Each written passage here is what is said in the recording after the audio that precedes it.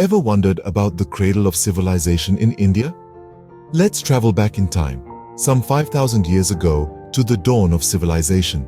Nestled between the fertile floodplains of the Indus and Sarasvati rivers, an urban civilization was blossoming. This was the Indus Valley Civilization, one of the world's oldest. Picture a civilization with meticulously planned cities, grid-like streets, and houses equipped with advanced drainage systems. Imagine the sophistication required to ensure clean water supply and waste disposal for the bustling urban life. It's fascinating, isn't it? A civilization so ancient, yet so advanced. The Indus Valley Civilization wasn't just about urban planning and infrastructure. It was a beacon of trade, art, and culture, leaving an indelible mark on the subcontinent that would resonate for millennia. And thus, the rich tapestry of India's heritage began to weave its first threads. So, the foundation of India's rich heritage was laid around 3300 BCE with the Indus Valley Civilization. Following the Indus Valley Civilization came the mighty Maurya Empire, founded around 322 BCE by the ambitious and astute Chandragupta Maurya. This empire was a marvel of its time. Chandragupta's reign was marked by political sagacity and military prowess, turning a dream of a unified India into a tangible reality. But the empire didn't just stop at Chandragupta.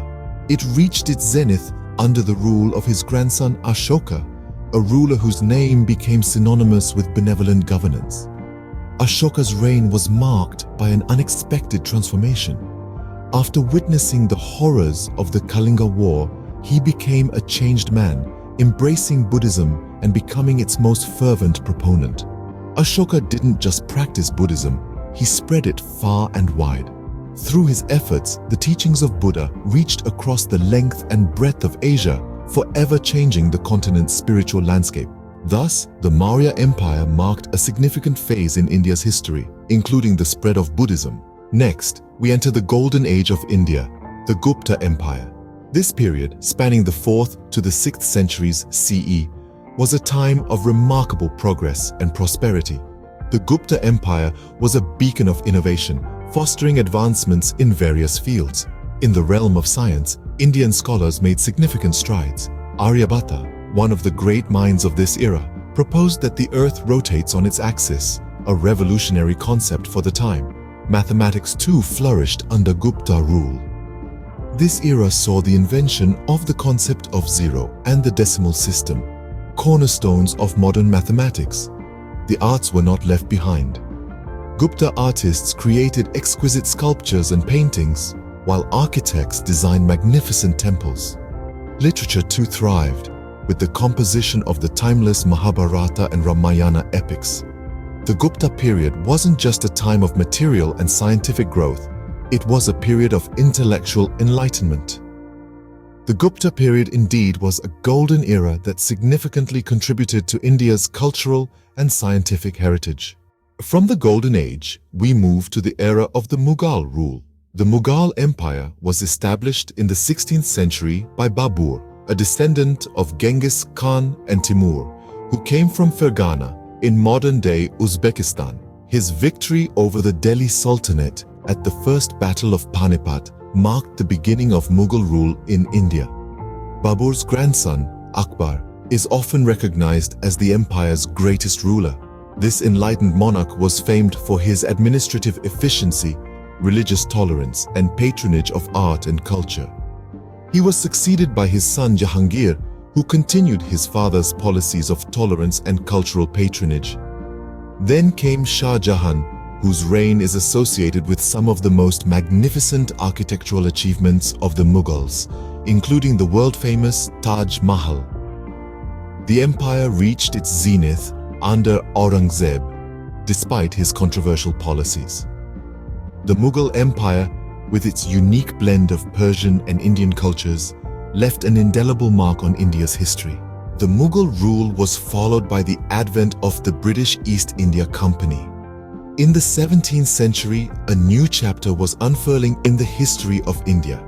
The British East India Company, initially formed for pursuing trade with the East Indies, had set foot on Indian soil. In the beginning, the British East India Company's primary focus was trade. They established trading posts across the country with the permission of the then reigning Mughal emperor. But as time passed, the company's ambitions grew beyond trade. They began to exert political influence, taking advantage of the weakening Mughal Empire and the fragmented political state of India.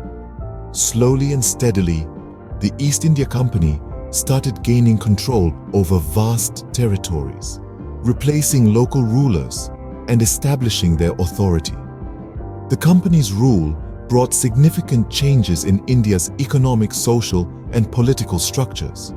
They introduced English as the medium of instruction, established new laws, and reorganized agriculture and trade to suit their interests. However, these changes were often implemented with little regard for Indian traditions and sentiments, leading to widespread discontent and resentment. The simmering tensions came to a head in the mid-19th century with the Indian Rebellion of 1857. Often considered the first war of Indian independence, this uprising was a significant resistance against British colonial rule. Soldiers, known as sepoys, led the rebellion, ignited by the introduction of new rifle cartridges rumored to be greased with cow and pig fat, deeply offensive to both Hindu and Muslim soldiers. The rebellion spread across northern and central India, with fierce battles fought and brutal reprisals from the British.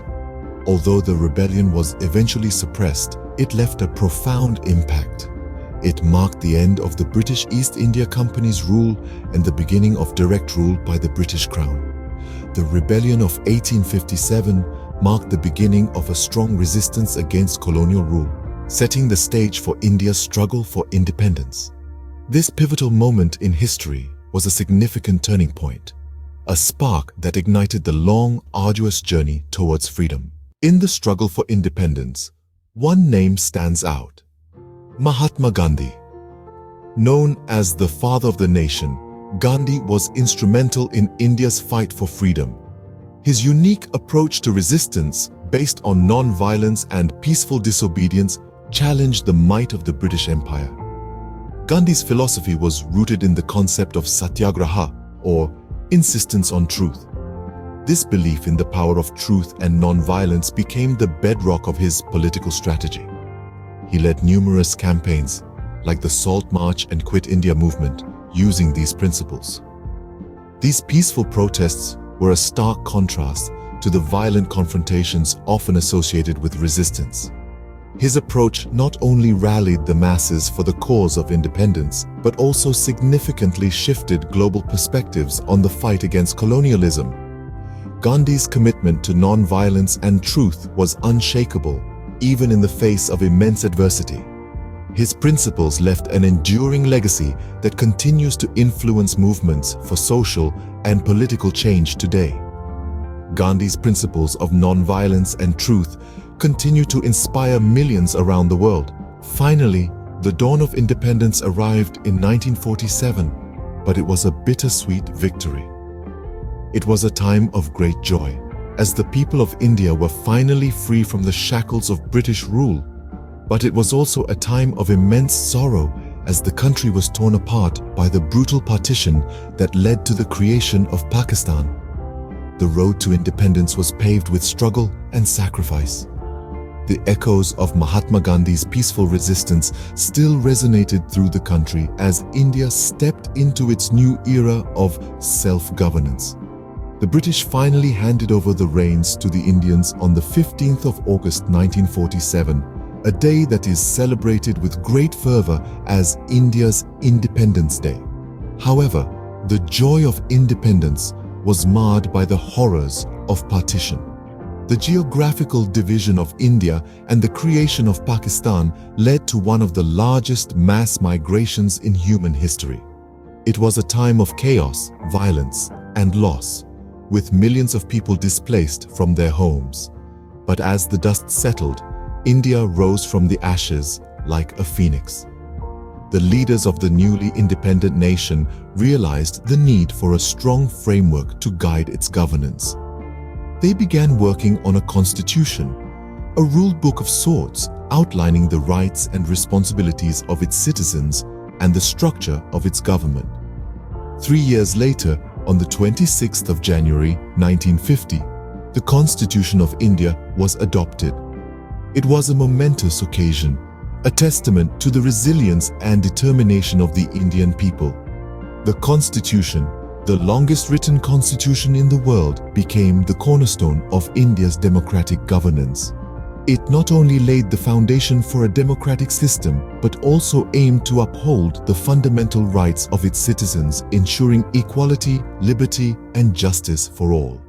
It enshrined principles of secularism, ensuring freedom of religion, and maintaining a clear separation between religion and state. Independence brought a new beginning for India, and the Constitution became the guiding light for the world's largest democracy. It marked the end of a long and arduous journey, and the beginning of a new chapter in the annals of Indian history. Post-independence, India faced a major challenge, feeding its growing population. A daunting task indeed, but the 1960s brought about a significant change known as the Green Revolution. This was a period of radical transformation in Indian agriculture.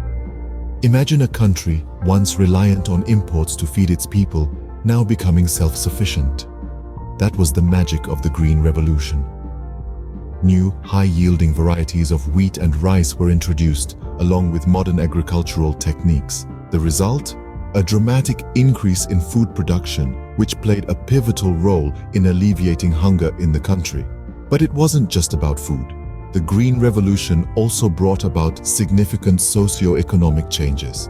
It created new job opportunities, boosted rural incomes, and sparked a wave of prosperity in India's agrarian communities.